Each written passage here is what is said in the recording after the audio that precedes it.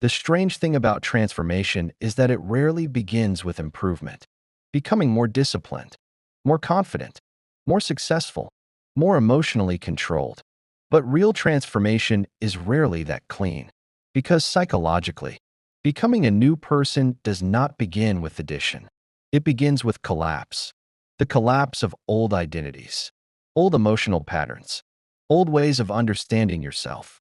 And that process can feel terrifying, because the mind does not easily separate from what has become familiar, even when that familiarity creates suffering. Carl Jung understood this deeply. He believed that true transformation is not cosmetic change. It is not surface-level self-improvement designed to make the ego feel stronger temporarily. Real transformation is psychological death followed by psychological reorganization. The old self begins breaking apart before the new self fully forms. And most people resist this process completely, not because they don't want change, because they want transformation without uncertainty. But uncertainty is the doorway. Every identity you currently have is built from repetition. The way you think, the way you react, the way you interpret yourself and the world. All of it has been reinforced through years of emotional conditioning, experience, memory, and unconscious patterning. Eventually, those patterns stop feeling learned. They feel like you. And that is where transformation becomes difficult. Because now, changing your patterns feels like losing your identity. Even unhealthy identities become psychologically stabilizing once the ego organizes around them. The people pleaser, the anxious person, the emotionally guarded person, the person who constantly needs validation, the person who survives through control. These identities may create suffering, but they also create familiarity. And familiarity gives the psyche a sense of certainty. Jung understood that the ego's primary goal is stability, not truth. The ego wants continuity, predictability, a coherent sense of self that allows you to move through reality without constantly questioning who you are. So when transformation begins, the ego interprets it as danger, because transformation threatens psychological continuity. Suddenly, old reactions stop fitting. Old desires begin fading. Old relationships feel misaligned. And the space between the old self and the emerging self becomes deeply uncomfortable. You no longer fully belong to who you were, but you have not yet become who you are becoming. This is one of the most psychologically disorienting stages a person can experience, because identity is dissolving. And when identity dissolves, certainty dissolves with it. That's why transformation often feels lonely. Not only because people around you may not understand the changes, because internally, you are separating from familiar psychological structures that once gave you orientation. The habits that once defined you begin weakening. The emotional patterns that once felt automatic begin feeling foreign. The goals that once motivated you lose emotional intensity. And in that space, many people panic. They think, I'm lost. I don't know who I am anymore. Something feels wrong. But psychologically, this confusion is often evidence that transformation has already begun. Because before something new can organize itself internally, the old structure has to loosen first. Jung called this process individuation, the gradual movement towards psychological wholeness. Not perfection, wholeness, a state where you stop living entirely through unconscious conditioning and begin consciously integrating the fragmented parts of yourself. Your fears, your shadow, your desires, your contradictions. And this process changes everything. Because most people are not living as fully conscious individuals. They are living through adapted identities, versions of themselves shaped by childhood conditioning, social expectations, emotional survival strategies, fear of rejection, unconscious attachment patterns. And over time, those adaptations become personality. You become who you had to become to survive emotionally, not necessarily who you truly are beneath conditioning. This is why transformation can feel so destabilizing. You are not simply adding healthier habits. You are questioning the psychological structure your entire identity was built upon. And once that questioning begins, you start seeing things differently. You notice how many of your behaviors were driven by fear instead of truth. The need to be liked, the need to avoid conflict, the need to feel superior, the need to stay emotionally protected. And once awareness reveals these patterns, you cannot fully return to unconsciousness again. That is why transformation becomes irreversible after a certain point. Painful sometimes, but irreversible, because awareness changes your relationship to yourself permanently. You begin observing your own reactions instead of fully identifying with them. You notice when your ego wants validation, when fear shapes your decisions, when old emotional wounds are influencing perception, and that observation creates separation, not from yourself, from unconsciousness. This is where real transformation begins, not when behavior changes externally, when awareness changes internally. Because external change without internal awareness often becomes performance, a temporary version of self-improvement built on control instead of integration. But Jungian transformation is different. It is not about becoming a better version of your ego. It is about becoming more conscious of the forces already operating within you. And that requires confrontation. Confrontation with the shadow. The parts of yourself you suppress, reject, or deny because they conflict with your conscious identity. Your anger, your envy, your selfishness, your fear, your hidden desires. Most people avoid these parts completely. They build identities designed to distance themselves from them. I'm always kind. I'm always strong. I don't get angry. I don't care what people think. But whatever is denied psychologically does not disappear. It moves into the unconscious. And from there, it continues influencing behavior invisibly. Jung believed the shadow becomes dangerous precisely when it remains unconscious. Because unconscious traits control behavior indirectly while allowing the ego to maintain the illusion of innocence or self-understanding. This is why many people sabotage themselves repeatedly without understanding why. The unconscious keeps expressing what the conscious mind refuses to acknowledge. And transformation requires bringing those hidden parts into awareness. Not to shame yourself, to integrate yourself. Because you cannot become whole while remaining divided internally. And integration is uncomfortable. You begin realizing you are not only your strengths, you are not only your conscious self-image. You are capable of contradiction. And accepting that complexity changes your relationship to yourself completely. You become less performative, less rigid, less dependent on maintaining a perfect identity. Because now, you are no longer trying to appear whole. You are becoming whole. And that process changes how you experience the world. You stop seeking constant external validation because your identity is no longer built entirely around external reflection. You stop needing to prove yourself continuously because awareness reduces unconscious insecurity. You stop reacting as compulsively because you begin recognizing the psychological roots beneath your emotions. And slowly, a new internal structure begins forming, not based entirely on fear, conditioning, or adaptation, but awareness. And awareness reorganizes the psyche differently. You become more honest with yourself, more capable of tolerating uncertainty, more willing to let old identities die when they no longer reflect who you are becoming.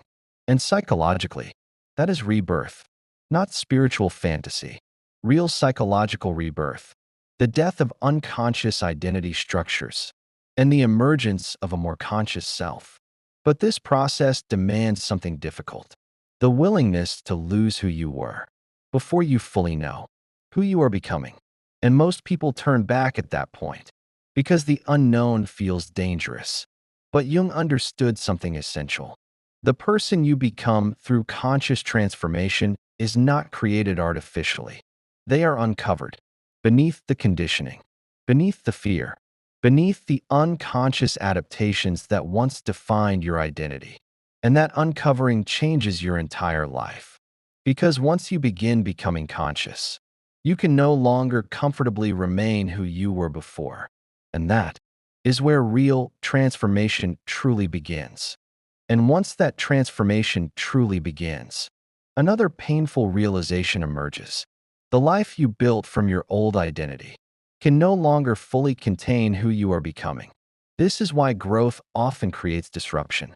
Not because transformation is wrong, because your inner world and outer world stop matching each other. The conversations that once felt natural begin feeling empty. The environments that once felt familiar begin feeling restrictive. The goals that once gave you direction begin losing emotional meaning. And this can feel deeply unsettling, because most people expect transformation to feel inspiring. But psychologically, real transformation often feels like disorientation first. Carl Jung understood that the psyche reorganizes itself slowly. Consciousness does not expand without destabilizing old structures. The ego resists anything that threatens its established identity because identity creates continuity. Without continuity, the ego feels exposed. That is why many people unconsciously interrupt their own transformation the moment discomfort appears. They return to familiar habits, familiar relationships, familiar emotional patterns. Not because those things fulfill them, because they restore psychological certainty. Even suffering can feel safer than the unknown. This is one of the deepest paradoxes of human psychology. People often cling more tightly to familiar pain than unfamiliar freedom, because familiar pain still gives the ego orientation. You know how to behave inside it.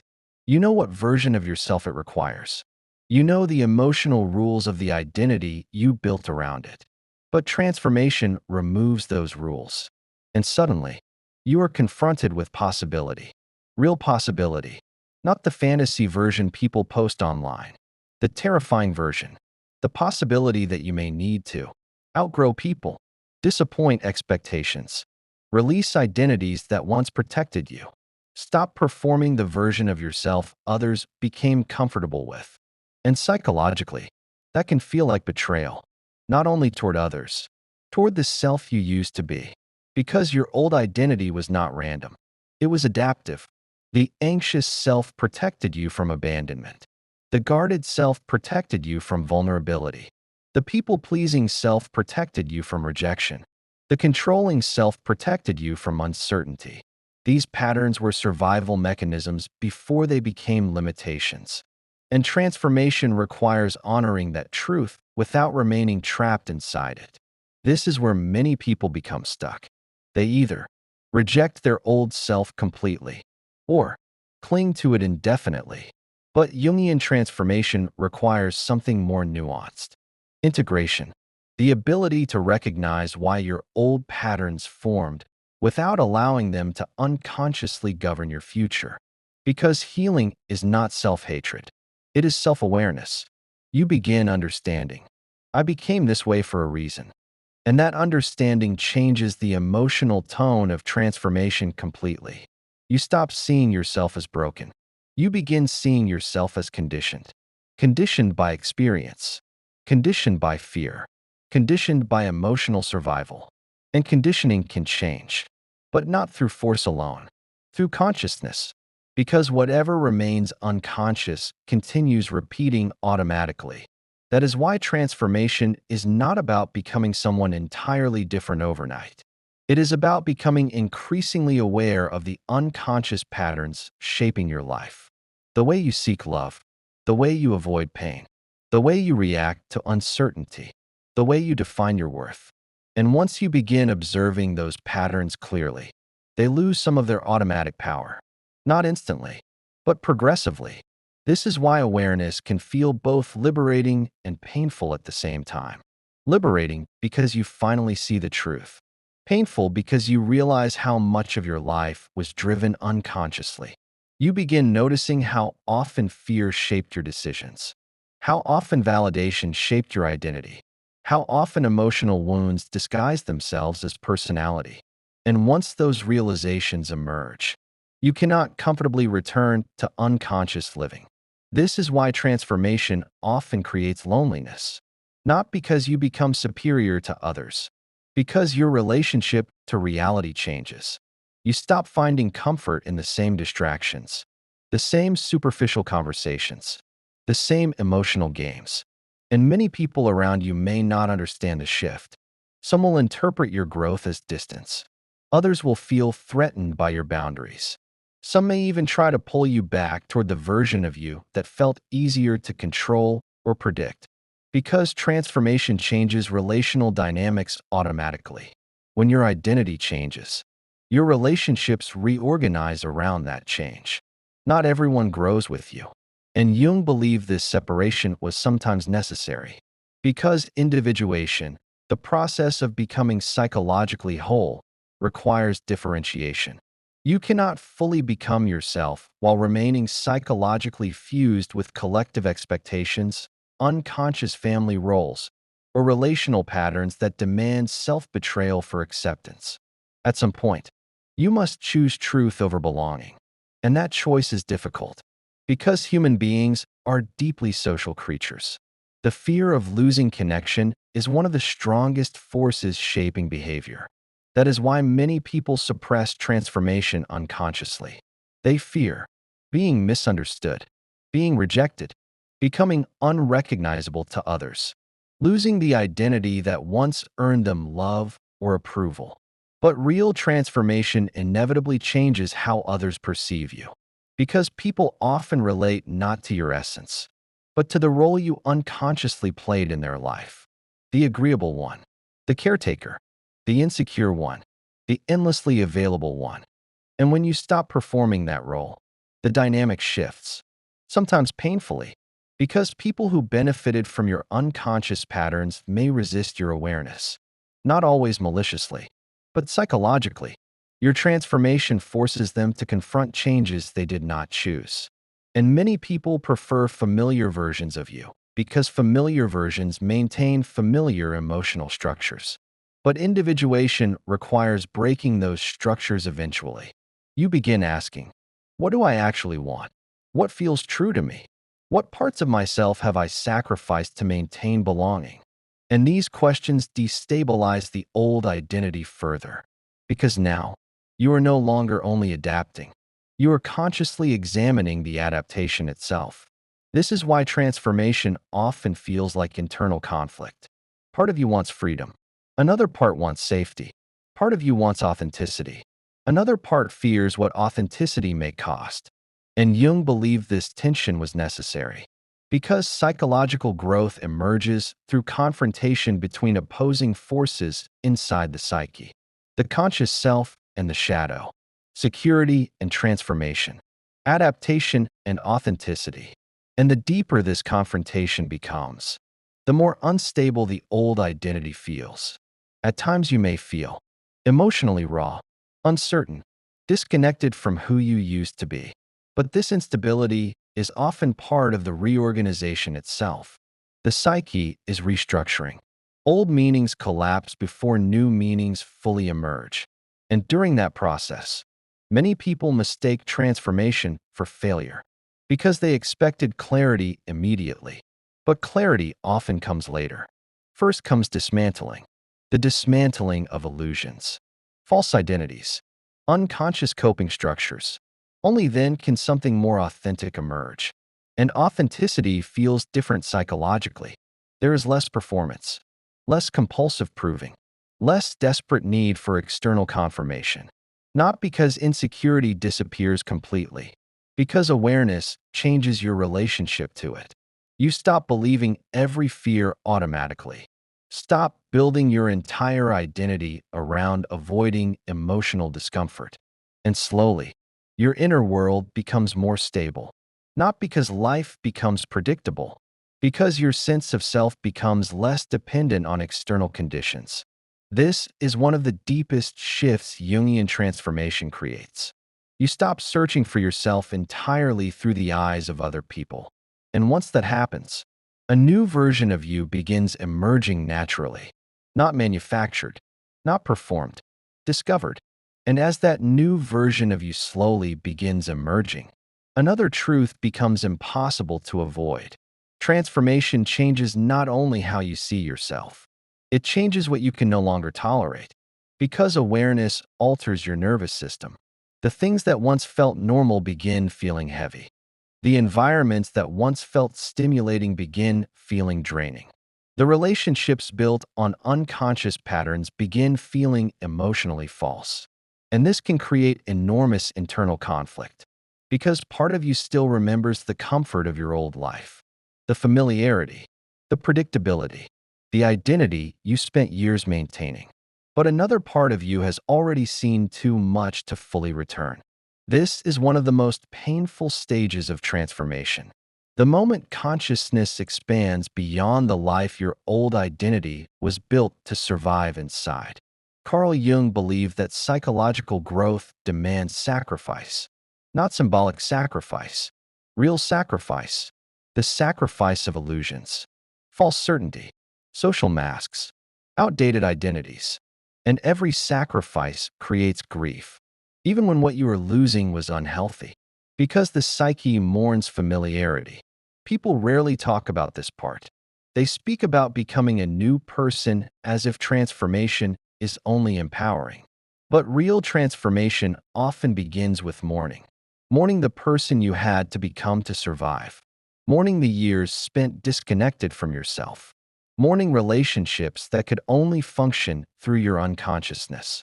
And this grief can feel confusing, because part of you knows growth is happening, yet another part feels loss intensely. Loss of certainty, loss of belonging, loss of emotional structures that once gave your life shape. This is why many people stop evolving the moment transformation becomes emotionally expensive. They retreat toward familiarity, back toward old habits, old relationships, old coping mechanisms, not because they truly want them, because regression temporarily removes uncertainty. The old identity may have been limiting, but at least it was known. And the unknown frightens the ego deeply, because the ego defines itself through continuity. It wants to know, who am I? How do people see me? What role do I play? Transformation destabilizes all three. Suddenly, your old answers stop fitting. You no longer fully identify with your previous ambitions, your previous emotional patterns, your previous self-image. And this creates a psychological void, a space between identities. The old self is dissolving, but the new self has not fully formed yet. Jung understood this space well. He believed transformation requires entering psychological darkness consciously instead of avoiding it. Not darkness as evil, darkness as uncertainty, the unknown territory beyond the identity you have always used to navigate life. And this is where most people become desperate for external answers. They want someone to tell them who they are becoming, where this process leads, how long the discomfort will last. But individuation does not work that way. It cannot be copied mechanically from someone else's life, because the process is deeply personal. Your unconscious patterns are unique. Your wounds are unique. Your defenses are unique.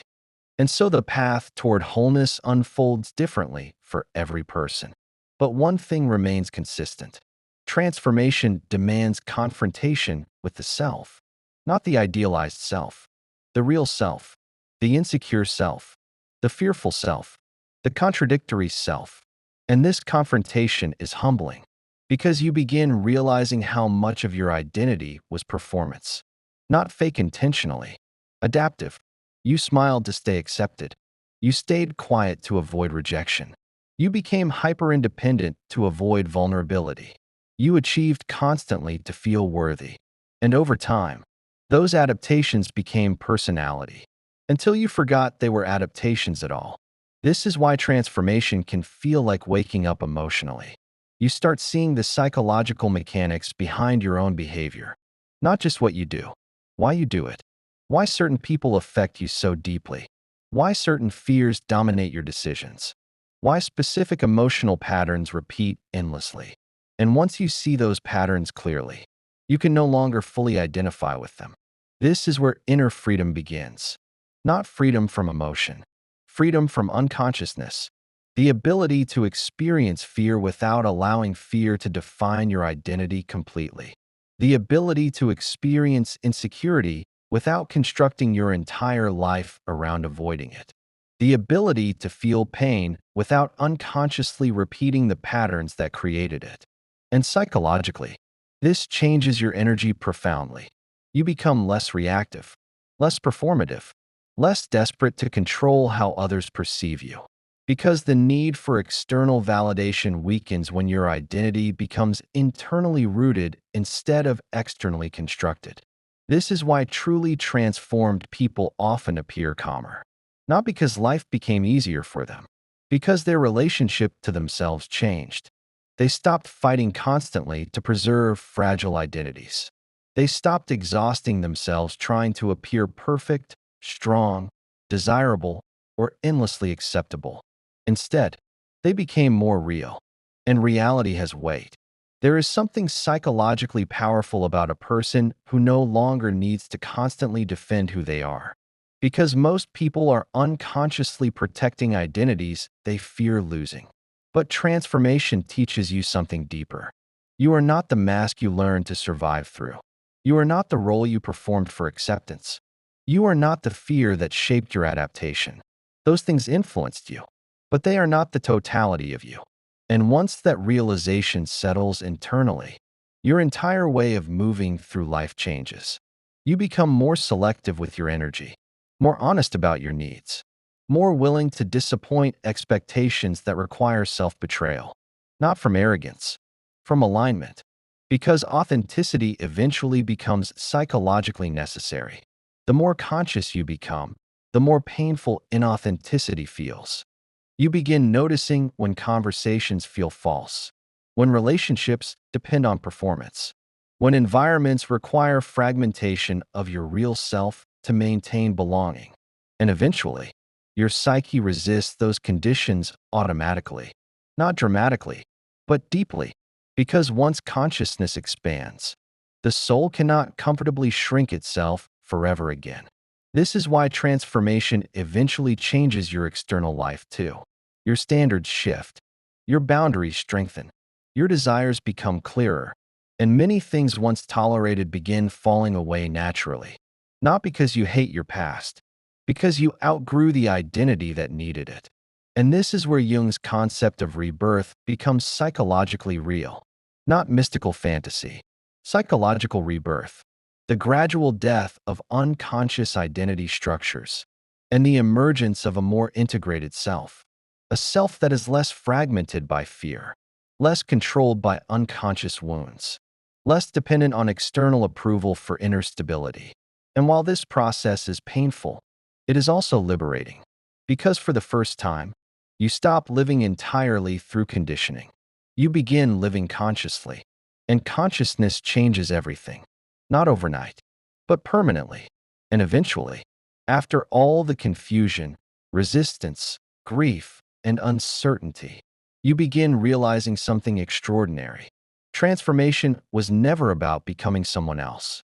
It was about returning to the parts of yourself buried beneath fear, conditioning, and unconscious survival.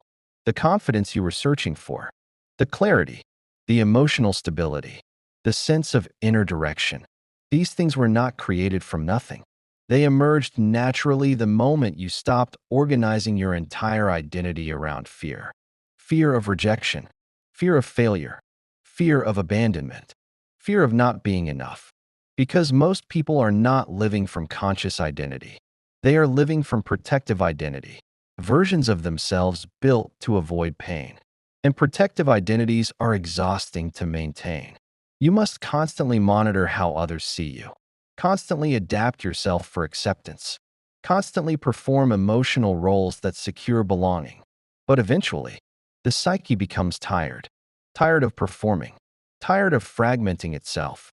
Tired of betraying its own truth just to remain psychologically safe. And that exhaustion often becomes the beginning of awakening. Carl Jung believed that the psyche naturally moves toward wholeness when consciousness expands. Not perfection, wholeness, the integration of the fragmented self. Because healing is not becoming flawless. It is becoming psychologically integrated enough that your life is no longer unconsciously controlled by denied fears, suppressed emotions, and outdated survival patterns.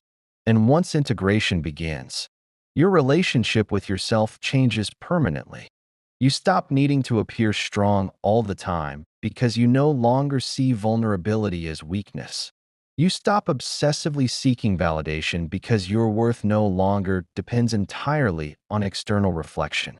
You stop running endlessly from discomfort because you understand growth often requires emotional confrontation. And slowly, you begin trusting yourself again, not the performed self, the real self, the self beneath the masks, beneath the adaptations, beneath the unconscious roles you learned to survive through. This is why transformation often feels both painful and relieving at the same time. Painful because identities are dying, relieving because something authentic is finally breathing underneath them. And authenticity has a completely different psychological texture. There is less tension in it, less performance, less desperation to control perception. You stop trying so hard to become someone valuable. You begin recognizing the value that already existed beneath the conditioning. And that realization changes your entire life. Because once you stop defining yourself entirely through wounds, your future stops repeating your past automatically. This is what Jung meant by becoming conscious. Not learning more information. Becoming aware of the unconscious forces shaping your existence. The fears controlling your choices. The emotional patterns shaping your relationships. The shadow aspects influencing your reactions. Because unconsciousness creates repetition. The same pain. The same relationships. The same self-sabotage.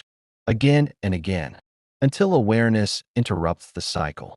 And once awareness truly enters your life, you begin making different decisions naturally. Not because someone forced discipline onto you, because consciousness changes desire itself. You no longer want what keeps you fragmented. You no longer crave environments that disconnect you from yourself. You no longer feel emotionally fulfilled by the masks that once protected you. And psychologically, that is rebirth. The emergence of a self no longer fully organized around fear. Not fearless, conscious. There is a difference. Fear may still appear. Doubt may still appear. Pain may still appear. But they no longer define the entire structure of your identity. Because now, there is awareness observing them. And awareness creates freedom. The freedom to choose differently. The freedom to respond consciously instead of compulsively. The freedom to stop repeating unconscious emotional patterns simply because they feel familiar. This is why transformation changes your presence so deeply. People feel when someone has confronted themselves honestly. There is more groundedness in them, more emotional depth, less need to constantly prove who they are, because they are no longer fighting desperately to maintain fragile identities. They have already survived the collapse of those identities. And once you survive that collapse, external judgment loses much of its power. Not because criticism stops hurting completely, because your identity no longer depends entirely on being approved of. And that is one of the greatest forms of psychological freedom a person can experience. The freedom to remain connected to yourself even when others misunderstand you. The freedom to choose authenticity over performance. The freedom to stop abandoning your inner truth for external acceptance. And maybe this is what Carl Jung understood more deeply than most. The purpose of life is not simply comfort. It is consciousness. The gradual unfolding of the self through confrontation, awareness, suffering, integration, and truth. Not surface truth. Psychological truth. The truth about who you became, why you became that way, and who you might become once fear no longer controls the structure of your identity. And now, there's only one question left. Who are you? When you stop performing the version of yourself built only for survival. Sit with that honestly, because most people have never truly met themselves beneath their conditioning. They've only met the adaptation, the mask, the defense mechanism, the personality shaped around emotional protection. But somewhere beneath all of that, there is still a self waiting to emerge consciously. A self not entirely controlled by fear, not entirely shaped by wounds, not entirely dependent on validation to feel real. And maybe your transformation truly begins the moment you stop asking, "How do I become someone better?" and start asking, "What parts of myself were never allowed to fully exist?" Because that question changes everything. And if something in this felt deeply personal, don't ignore it. Write it simply. I am no longer becoming who fear created, not as motivation, as recognition. And if you're ready to explore the deeper psychology of shadow work, individuation, ego death, emotional healing, and conscious transformation, stay with inner Phoria. Because the moment you become conscious of the identity you were conditioned to perform is the moment your real self finally begins to emerge.